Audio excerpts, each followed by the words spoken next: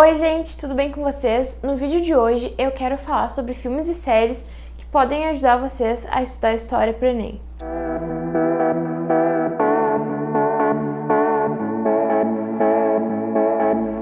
Então, em primeiro lugar, eu vou começar falando sobre história do Brasil e depois para história geral. O primeiro filme que eu quero indicar para vocês é Getúlio, que é um filme que retrata como foi o fim do Estado Novo, como foi o suicídio de Vargas, só que esse é um filme que tu não pode pegar ele para aprender Era Vargas, porque é um filme complicado, vocês precisam ter um grande conhecimento, vocês precisam já ter estudado Era Vargas e já terem estudado Estado Novo, como se encerrou o Estado Novo, e ver o filme como se fosse uma recapitulação, porque ele não é um filme dedicado a te ensinar como o Estado Novo acabou, ele simplesmente é um filme que retrata, mas vão citar nomes ali importantes que você vai precisar saber. Vai ter o atentado de Carlos Lacerda, foi um dos expoentes para a queda de Vargas e o fim do Estado Novo. Se tu não tiver estudado isso, tu vai ficar tipo, quem foi Carlos Lacerda, o que eles estão fazendo? Então tu precisa ter estudado isso antes.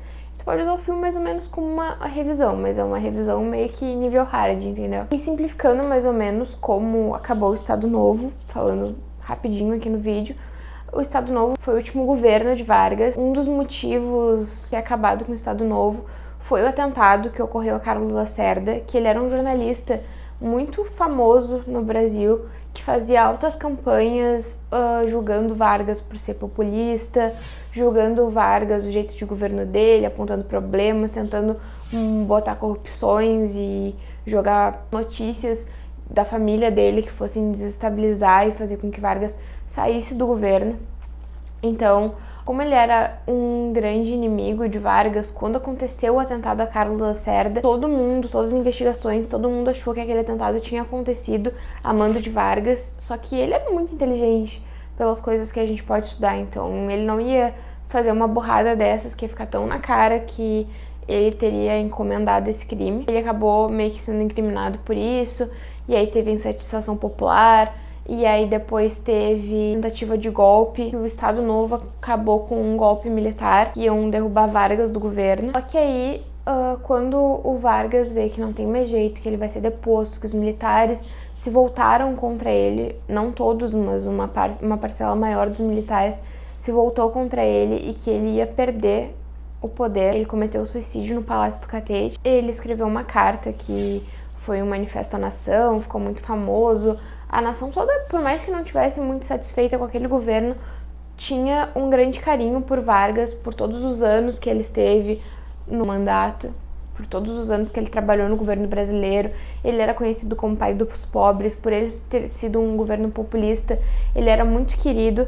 Então, por mais que não quisessem ele no poder, a população sofreu muito com o suicídio de Vargas. E ele fez isso justamente com o intuito de entrar para a história. Ele acaba a carta dele de suicídio com uma mensagem bem emblemática falando que ele está deixando a vida para entrar na história, ele realmente entra, e a população se sente muito, muito triste. E aí, em 1954, quando tudo isso aconteceu, quando eles iam implantar a ditadura civil-militar, o choque do suicídio de Getúlio Vargas foi tão forte que ele acabou impedindo que acontecesse o golpe militar durante 10 anos. Ele conseguiu postergar o golpe durante uma década com seu suicídio, e aí vieram os governos da Nova República até 1964, que foi quando começou a ditadura civil-militar no Brasil. Então esse filme que eu indico pra vocês é Getúlio, é um filme realmente muito bom. O principal é o Tony Ramos, que é ele que interpreta o Getúlio Vargas, e ele é um baita ator, como já é conhecido no Brasil, e é um filme muito, muito bom, mas como eu disse, é uma revisão nível hard, é pra ti que já estudou, não pra ti que tá tentando aprender. E eu dei mais ou menos um norte de como acabou o Estado Novo. Dê uma videoaula, lê um livro, faça exercícios.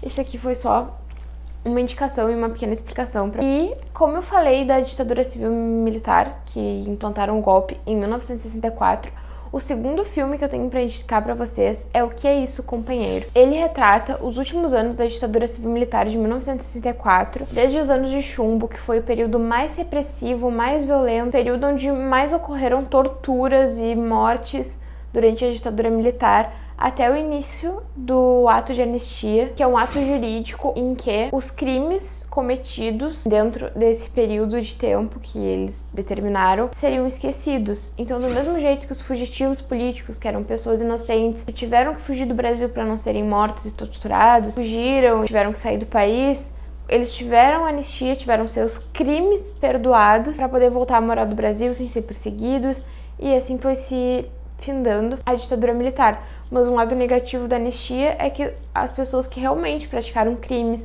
os militares que realmente torturaram, que realmente mataram, que estupraram, que fizeram diversas violências com muitas pessoas, foram anistiados também, não sofreram nenhuma punição. Então tem esses dois lados assim da lei da anistia.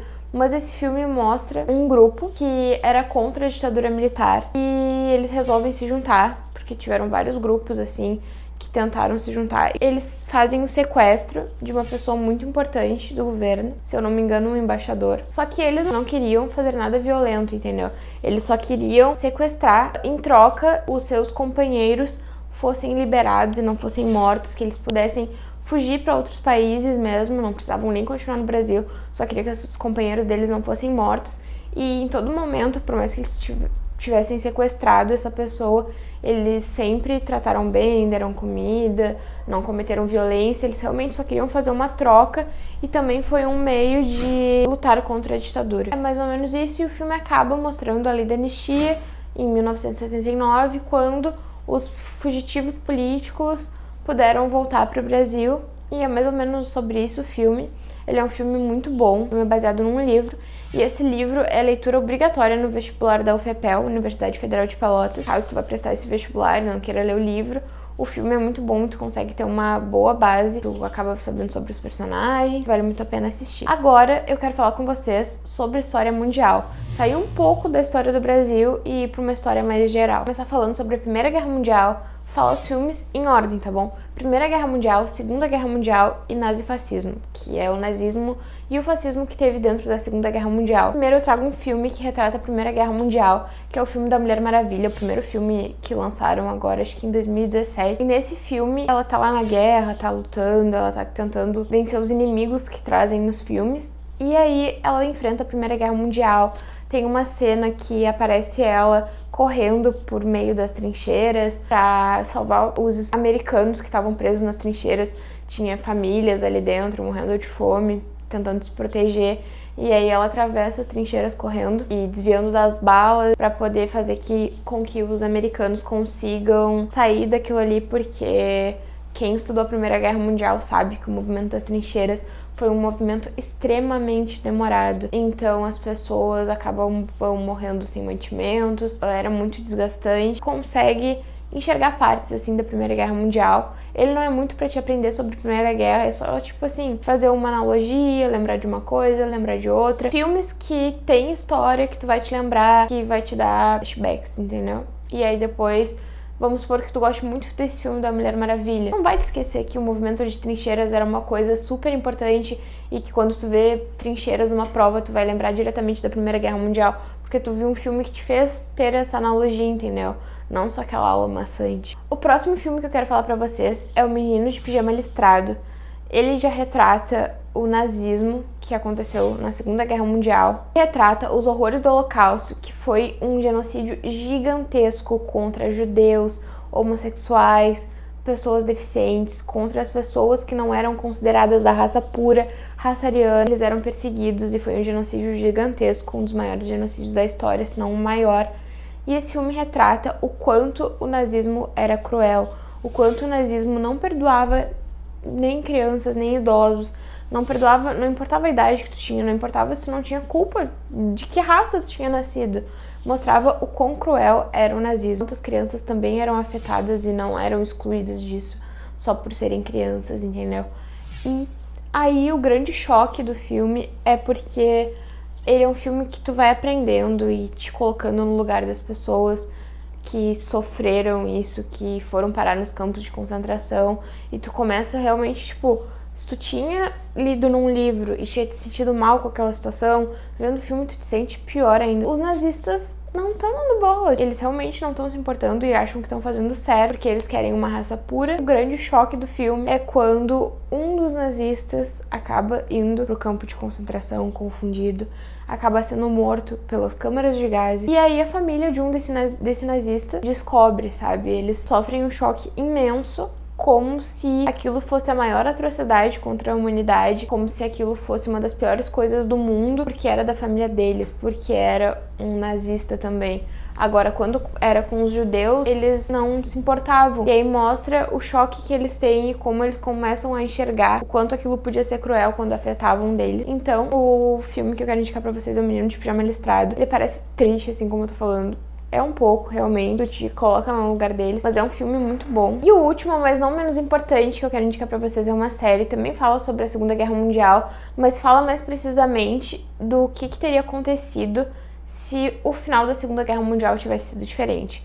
Porque, como a gente já estudou, como vocês sabem, ou como vocês vão saber quando começarem a estudar, a Segunda Guerra Mundial acabou quando os americanos conseguiram desenvolver uma bomba atômica, e aí soltaram a bomba de Hiroshima e depois a de Nagasaki, que foram horrores. Não vou nem entrar em detalhes, porque se que eu julgue, não estou aqui pra julgar, não é o meu papel, eu só quero falar das séries e dos filmes. Os Estados Unidos conseguiram desenvolver as bombas atômicas, e aí por causa disso eles conseguiram ganhar a Segunda Guerra Mundial. Mas se os nazistas, que eram geniais, estavam quase dominando o mundo, tivessem conseguido construir as bombas atômicas, eles que teriam ganho a Segunda Guerra Mundial. Não aconteceu por questões científicas, mas se eles tivessem conseguido desenvolver, eles teriam ganho e isso realmente teria acontecido. E aí é que entra a série O Homem do Castelo Alto, que tem no Amazon Prime, é The Man in the High Castle, mas se tu procurar O Homem do Castelo Alto, vocês também vão achar que é a tradução. O Homem do Castelo Alto retrata como seria o mundo caso os nazistas, que são os alemães, e o Japão tivessem ganho a Segunda Guerra Mundial. Na série mostra que o mundo teria se dividido em duas partes. Uma parte um pouco menor, que era pertencente ao Japão, e a outra parte maior do mundo seria totalmente nazista. Eles teriam completado o extermínio contra judeus e contra descendentes de judeus. Se teu bisavô era judeu, eles te achavam e te matavam a ti, matavam a tua família. Tinham descendentes de judeus que ainda estavam vivos, e eles tinham medo de ter filhos, porque eles tinham medo que matassem os filhos dele e as famílias, caso descobrissem. Os campos de concentração já não existiam mais, porque eles já conseguiram matar todos que eles conheciam, mas eles construíam pequenas câmaras de gás para matar quem eles conseguissem achar, e se não achassem, eles decapitavam, davam um tiro, enfim, eles davam um jeito de matar os judeus e as pessoas que eu falei anteriormente quando eu citei o Menino do Pijama Listrado, que eles eram contra. Claro que tem algumas pessoas que não aceitavam isso, que achavam errado e que tinham histórias tipo, meu pai ou meu avô lutaram na Segunda Guerra Mundial e me contaram que o mundo não era assim, que não era essa ditadura toda, que não eram só nazistas, que a gente não tinha que baixar a cabeça para alemão e para japonês, que a gente podia ter nossa própria cultura. Algumas pessoas, por mais que não concordassem, tentavam, com esses resquícios de histórias, elas tentavam lutar contra o regime. Tanto que tem um personagem muito importante na série, que é um grande comandante nazista, que conforme a gente vai vendo a série, a gente descobre que ele era americano, que ele estava nos Estados Unidos quando a Alemanha teria ganho a Segunda Guerra através das bombas atômicas, caso tivessem ganho, tá? Só pra não deixar nenhuma dúvida, eles não ganharam, mas caso eles tivessem ganho, eles teriam soltado a bomba atômica, e ele estava em casa com a mulher dele e o filho. Os americanos, eles ainda deram a chance de se tornarem soldados nazistas. Então mostra essa transformação. Tu começa vendo a série ele como um grande nazista, tu acha que ele era alemão, que ele era super a favor, e aí, conforme vai passando o tempo, a gente vai descobrindo que ou ele se juntava, ou a família dele ia ser morta, ia morrer de fome, iam matar eles. Então soldados americanos se obrigaram a pregar e entrar nessa ditadura e nesse regime nazista por questões de sobrevivência. E aí essa série retrata quão horrível seria o mundo caso os alemães tivessem ganho a Segunda Guerra Mundial. E também mostra a luta das pessoas insatisfeitas, não só judeus, esse regime ditatorial, e que passam a série tentando lutar contra o regime e acabar com a ditadura nazista. Então é isso, gente. Esse foi o vídeo de séries e filmes, principalmente filmes, eu citei aqui, que vão te ajudar a estudar tanto história do Brasil quanto história geral. E se tu é um amante de história igual a mim, tu vai amar esses filmes. Se tu não curte muito história, também vai te ajudar, porque vai te fazer entender um pouquinho melhor, sem ficar só naquele ritmo de estudos. Vai fazer com que tu esteja estudando, ao mesmo tempo que tu esteja te distraindo. Vai ser como se tu estivesse vendo, tipo, uma série que fale sobre guerra, mas tu vai estar lá realmente estudando a Segunda Guerra. Então, vale muito a pena assistir esses filmes e essa série.